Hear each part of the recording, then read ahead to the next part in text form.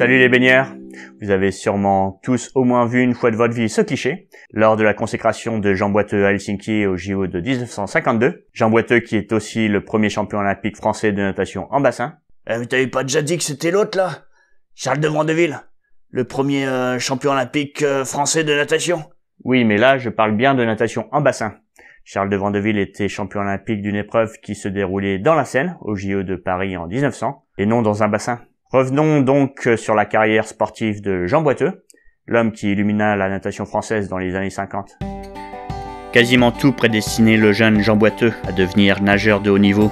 Il est né à La Ciotat le 20 juin 1933 dans le sud de la France, d'un père Gaston qui était nageur de fond, spécialiste des traversées en eau libre ayant atteint un niveau national, et d'une mère Bibiane Pellegri, ancienne nageuse 2 fois finaliste olympique avec le relais 4x100 mètres féminin à Paris en 1924 et à Amsterdam en 1928.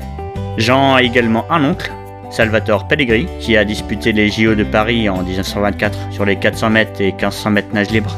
Le père Gaston était exploitant d'une propriété agricole près de La Ciotat, où il élabora un bassin de retenue pour les eaux d'arrosage de 7 mètres sur 25 mètres de longueur. Quel hasard! Jean Boiteux et ses frères Henri et Robert, ainsi que sa sœur Marie-Thérèse, connurent là leur premier bassin de nage et se mirent rapidement à la compétition.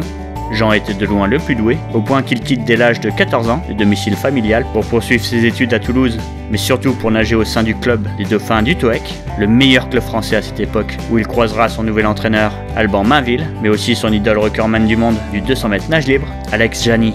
C'est en compagnie de ce même idole, et d'Alfred Nakache, que Jean Boiteux décrocha 2 ans plus tard, en 1949, son premier titre de champion de France, sur le relais 3x100 mètres 3 nages.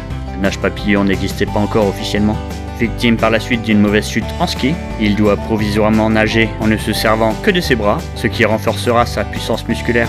Jean poursuit son ascension au point de battre Alex Jani sur les 400 et 1500 mètres au championnat de France en 1950, décrochant ses 2 premiers titres nationaux individuels par la même occasion. Mais quelques semaines plus tard, Alex Jani tiendra sa revanche au championnat d'Europe à Vienne en Autriche. Il bat Jean sur ces 2 mêmes distances.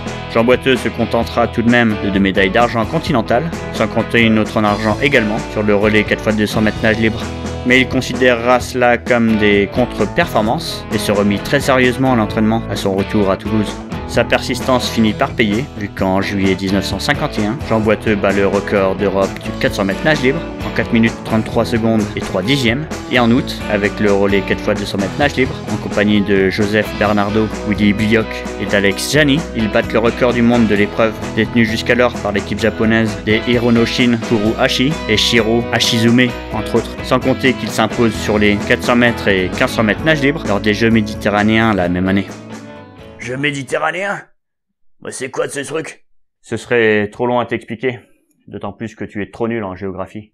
Ça aura pas un rapport avec le Club Med? Ou encore un truc de Bourges? Oui, c'est cela. Helsinki et les JO de 1952 arrivent à un bon moment. Jean Boiteux fait partie des favoris des 400 et 1500 mètres nage libre, mais c'est avec le relais 4x200 mètres nage libre qu'il débute la compétition. Avec ses compatriotes Aldo Eminente, Joseph Bernardo et Alex Jani, il décroche la médaille de bronze derrière les Américains et les Japonais. Jean dira plus tard que ce relais lui mit l'eau à la bouche pour la suite de ses jeux.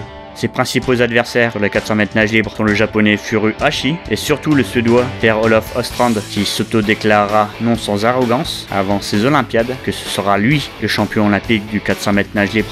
L'entraîneur Alban Mainville avança à Jean Boiteux qu'il faudra battre Östrand dès les demi-finales, histoire de lui remboîter le pas. Chose qu'il fera parfaitement, remettant les choses en place pour le suédois. Et en finale, ce n'est ni contre Furuhashi ni contre Östrand qui se retrouvera en duel, mais face à l'américain d'origine hawaïenne, Ford Kono. La stratégie de la course avait été méticuleusement préparée par Alban Mainville. Jean Boiteux imprime un train élevé et continu, tournant à moins d'1 minute 10 sur chacun de ses 100 mètres. Il parvient ainsi à éviter le retour de ses concurrents et s'impose en 4 minutes 30 secondes et 7 dixièmes. Jean Boiteux est champion olympique du 400 mètres nage libre. Mais qui voit-on sauter dans le bassin pour le rejoindre? Tous les spectateurs, même les journalistes du monde entier, se demandent qui est ce monsieur se jetant à l'eau, habillé avec son béret. Il s'agit ni plus ni moins que le père de Jean, Gaston Boiteux, qui avait fait le pari avec un photographe de féliciter son fils dans l'eau, au cas où il gagnerait.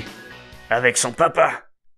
Oui, Avec un Franck Exposito qui respire en pape sur le côté, un Florent Manodou qui nage le 50 mètres avec les bras tendus, il fallait bien qu'un Français se distingue à sa manière dans les années 50.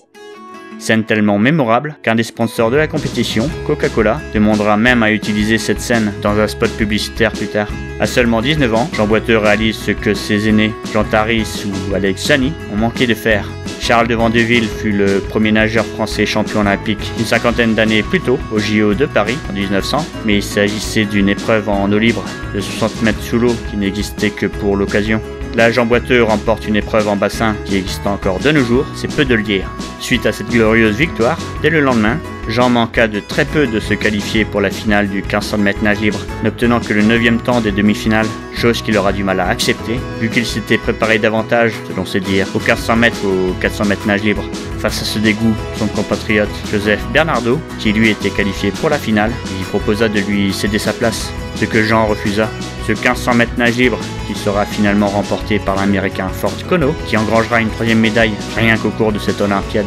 Mais il est temps de goûter à la consécration pour Jean Boiteux. Il est accueilli en héros en France de son retour de Finlande. Jour de gloire, titre le quotidien L'Équipe, qui le consacrera champion des champions de l'année. Jean est également invité à l'Élysée par le président Vincent Auriol. Vincent Auriol. Il y a eu un président de la République qui s'appelait comme ça? Oui, c'était le prédécesseur du président René Coty. René Coty? C'est qui celui-là? Tu ne connais pas René Coty, le président le plus important de la 4ème République? La 4ème République? Mais c'est quoi ça? Bon, laisse tomber. À la suite de cette apothéose, Jean prit du recul vis-à-vis de la natation en optant pour une année sabbatique où il effectue son service militaire en Algérie. Il se marie avec une femme qui est d'ailleurs elle aussi nageuse, se fâche avec son père et quitte le TOEC, le club de Toulouse, pour le club de la Grande Marine oranaise en Algérie. Tous ces contretemps ne l'aidant pas à revenir à son meilleur niveau, et c'est sans compter qu'à cette période, les meilleurs nageurs mondiaux nagent de plus en plus de kilomètres avec des entraînements beaucoup plus rigoureux.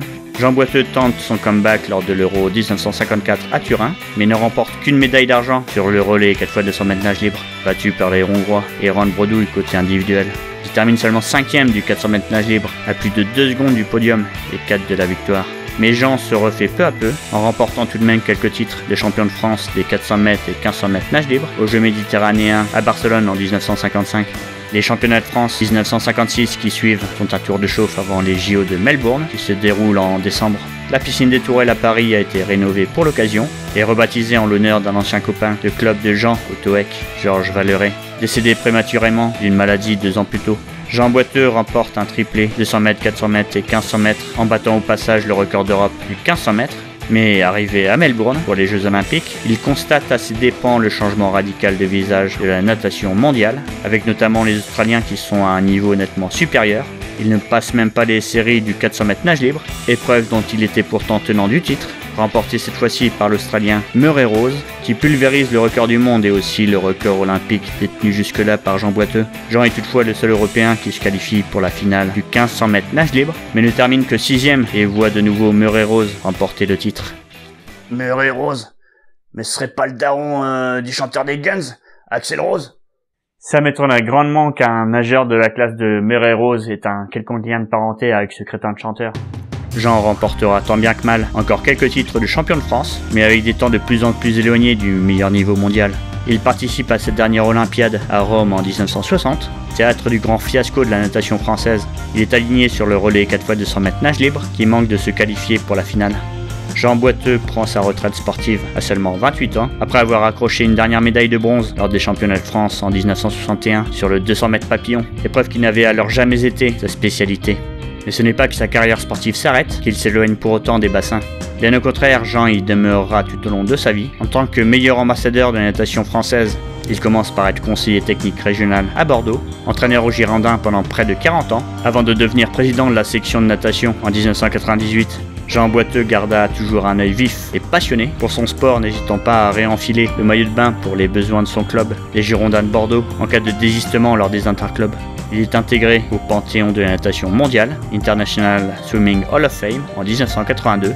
Jean Boiteux sera le seul champion olympique français de natation en bassin, 50 années durant, jusqu'au sacre de Laure Manodou sur le 400 mètres nage libre au JO d'Athènes en 2004. Mais le 11 avril 2010, accident mortel pour Jean Boiteux. Alors qu'il jardinait chez lui, il chute d'une échelle lorsqu'il coupait des branches en haut d'un arbre. De nombreux hommages lui sont rendus. Jean est inhumé au cimetière Sainte-Croix à La Ciotat. C'est donc terminé pour cet épisode sur Jean Boiteux. N'hésitez pas à laisser vos commentaires en bas de cette vidéo, mais surtout n'oubliez pas de mettre des pouces bleus et de vous abonner à la chaîne Salut les baigneurs si ce n'est pas encore fait. Rejoignez également la communauté de l'émission sur Facebook, Twitter ou Instagram. Allez, tout le monde dehors, la séance est terminée.